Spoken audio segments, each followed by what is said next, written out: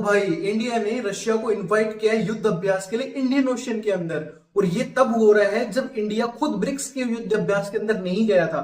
और ये इंडिया 135 देशों को युद्ध अभ्यास के लिए इनविटेशन भेजा है, जिसके अंदर अमेरिका भी आएगा।